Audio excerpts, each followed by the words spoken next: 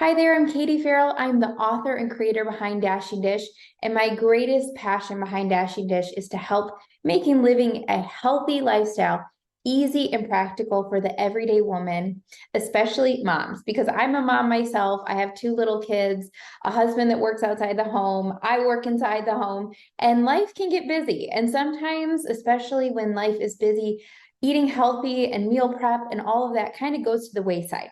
So I want today to share with you some really practical ways and tools that you can have in your belt in order to meal prep, even in the busiest seasons of life. No matter what kind of lifestyle you live, what your weekends are like, what your week is like, you can find a style of meal prep that works best for you. I'm also going to share how I personally meal prep and how I've done it for over 10 years and the ways that it's easiest for me and my family to eat healthy in a really busy season of life. So I'm going to go ahead and open up and share with you guys my presentation and walk you through it. Very first thing I want to talk about is how do we put together a healthy meal? So what does your plate actually look like if you're going to eat a healthy meal? First of all the recipes on Dashing Dish are healthy meals, and so they're going to be approved for eating healthy. But if you're going to go ahead and make a plate, what does it look like if you want it to be healthy? The very first thing I would do is kind of cut your plate into a half and then the top portion another half. So you have two smaller compartments and a bigger compartment on the bottom. If you can think of it that way, then you know that you're really fueling your body in a balanced way. The bottom is going to be filled with fruits and veggies, and that's a half of your plate. Then the other fourth will be filled with protein, lean proteins, and then the other fourth will be filled with whole grains and healthy fats. And again, you're not going to have your plate actually divided, but it's just kind of a something you can think about in your mind. Do I have a little bit of this, a little bit of this, and then most of this?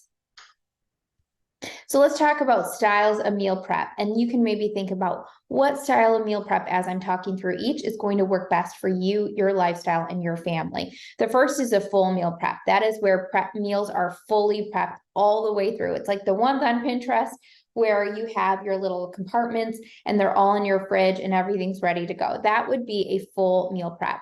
The second is what I personally do, and that's a partial meal prep. So I prep portions of my meals in the very beginning of my week or in the weekend and just add them to the actual meal throughout the week.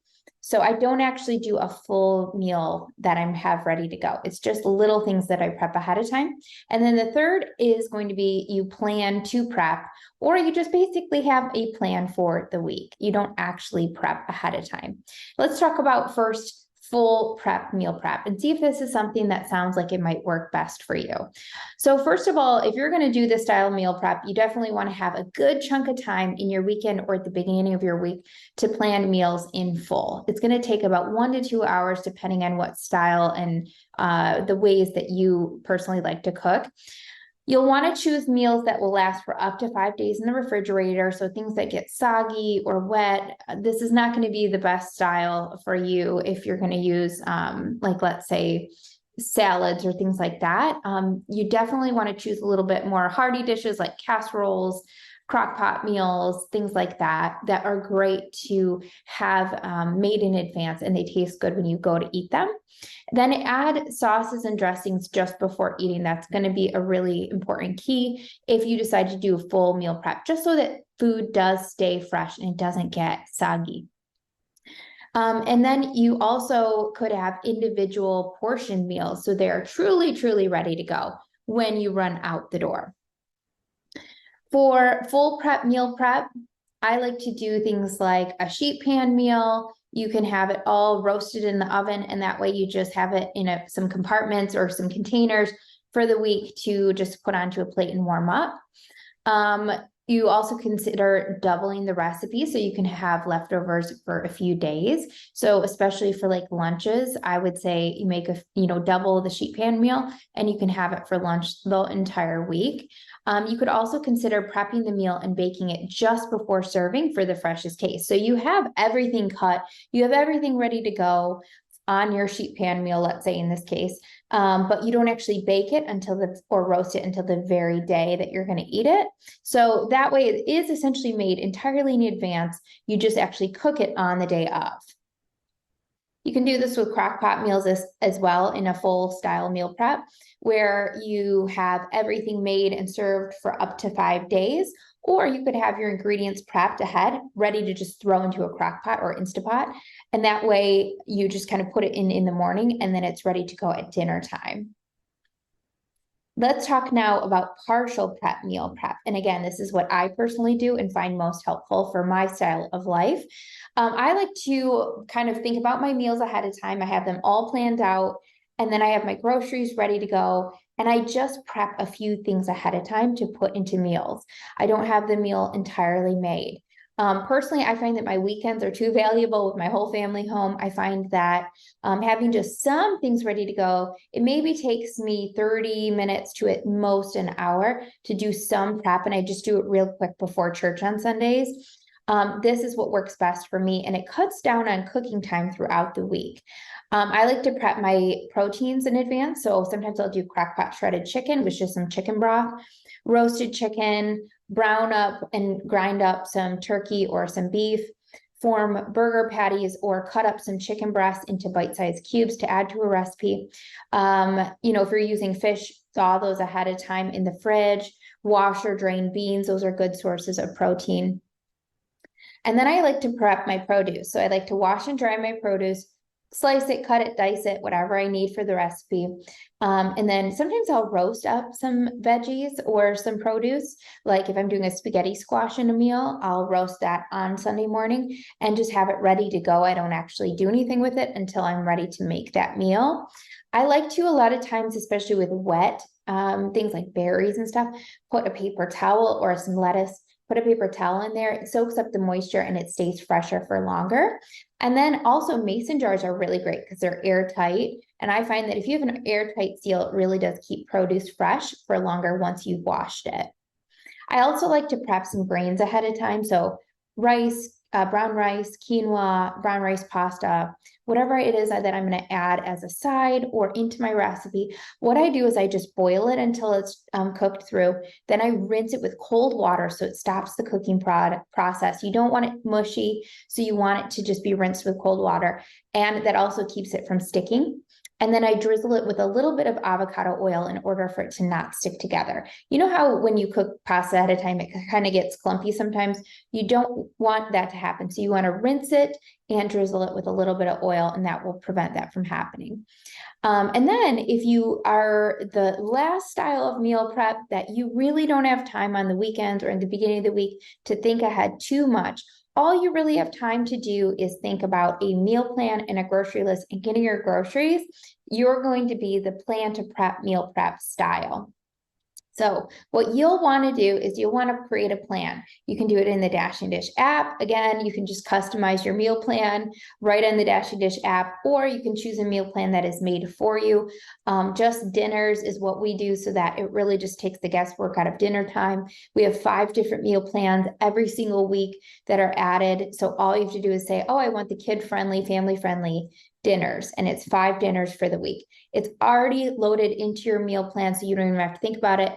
And then your grocery list is already made for you. Again, you don't have to think about it. All you have to do is get the groceries, whether online or in the store, and then you just have to make the meals each night of the week. Another thing that you could do is make your own custom meal plan. We have a custom feature on our meal plan builder that you can choose your own meals for the week, and then the grocery list is automatically made for you. So some really easy ways to, if you're really like, I can't even think about 5 meals, is to just use the Dash and Dish app and let that do the thinking for you. I also like to have theme nights that takes a little thought out of it. So maybe Taco Tuesday or Pizza Friday. And if we do, let's say Pizza Friday, we won't do pizza every Friday necessarily, but we'll do pizza stuffed chicken breast, which is on Dash and Dish, every Friday. I choose something that's pizza theme for the family. And that's really fun. And it kind of takes some of the thought out. You can always start simple with your busiest time of day. So if that's dinners, if that's breakfast, start to meal plan and think ahead for whatever the busiest time of day is for maybe 5 days a week, and then add on from there. And then let's also talk about, and this happens to all of us, no matter what style of meal prep you choose, when plans don't go as planned. So The very first thing you need to do is to have a few go-to dinners in your back pocket. I like to have one go-to freezer meal, and that is, just something that is like a casserole or a crock pot dish or a soup or something that's ready to go, and all I have to do is heat it up. I either will freeze it in individual containers to make it easy to warm up, or if I'm doing like a casserole, I'll freeze the whole thing and then just pop it into the oven. And that's always a great way to prevent having to run to takeout or fast food on the way home if you know that you already have something made. Also, having 2 or 3 quick and easy go-to ideas is really important when things just don't go as planned. So my personal one, because we always have eggs and we always have ingredients in the pantry for pancakes, is to do some protein pancakes, recipe on Dashing Dish, and then have some eggs. It's breakfast or dinner. Everyone loves it. So that is a really quick go-to when things don't go as planned. Also, when it comes to lunches, breakfast, and snacks, those are things that I kind of just get into a groove with, that I don't have to plan for. I don't have to think ahead too much. I just kind of know what we're going to have for lunches and breakfast and snacks.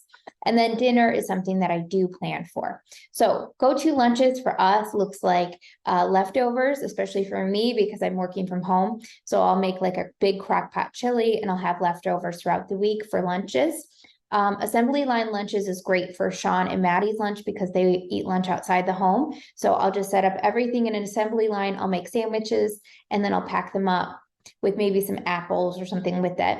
And then for Maddie, I like to teach her to make her own meals as much as possible at this age. So what I do is I just have her kind of create her own bento boxes or like little lunch that she puts into compartments. I just have some bins in the fridge with food groups, and she can choose something from, each bin and put it into a lunch box. And that is teaching her to create a balanced, healthy lunch for herself.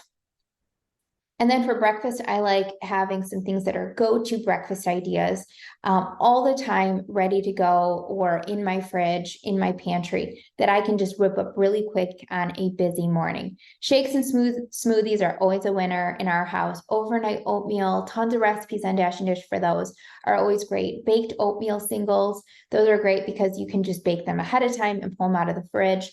Egg bakes, hard-boiled eggs are also great. Breakfast burritos and sandwiches, those are great to have in the freezer.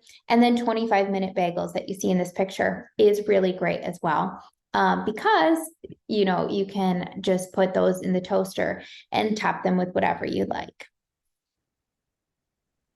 As far as snacks go, I like to have a few snacks that are always ready to go and made in my fridge or my freezer. And what I do is I make a double batch of whatever I'm making for snacks. Always, I make a double batch. It prevents me from having to make snacks all the time or bake all the time. So let's say I bake some muffins from Dashing Dish. I make a double batch. I keep one in my freezer, one in my fridge. When the ones in the fridge are out, I pull the ones from the freezer. And then that allows me to only have to bake and think about that about every other week. I also like no-bake cookie dough balls, anything that is like a baked recipe or a no-bake recipe for snacks on Dashing Dish are go-tos for us. And then as far as store-bought snacks, we always have a few of those as well. So string cheese, organic deli meat, any kind of veggie with hummus, Greek yogurt bowls, any kind of clean bars. Bars are a little tricky because the ingredients, it's often you won't find that they're great ingredients if they do actually taste good. So a lot of times I just make my own bars, but there are a few with clean, simple ingredients out there. How do I personally meal prep? Like I said, I do partial prep meals. So I always have a plan for meals for dinners, especially for the week. And ideally, I do some prep on the weekend or the beginning of the week in order to make cooking throughout the week that much easier. It saves me so much time. It saves me so much thought because I just simply have the ingredients that I just put together on an actual busy weeknight. I tend to, like I said, do double batches of things to save time as well. And I have a lot of go-tos that are fallbacks when things don't go as planned. And that wraps up our meal prep masterclass. I hope that this has been helpful in just learning some different styles that you can meal prep and just really narrowing down what might work best for you. Sometimes it just takes some trial and error and you can just start there. And like I said, finding your busiest time of day, making meals for those, even if it's just a few days, is a great place to start. Or just simply having a plan, getting your groceries is a wonderful thing because it's one step closer to feeding your family healthy. And really, we're all in this together as women, just trying to feed ourselves and our family healthy meals. I hope this was encouraging to you guys, and I'd love to hear any questions or feedback from this as well. Happy meal planning.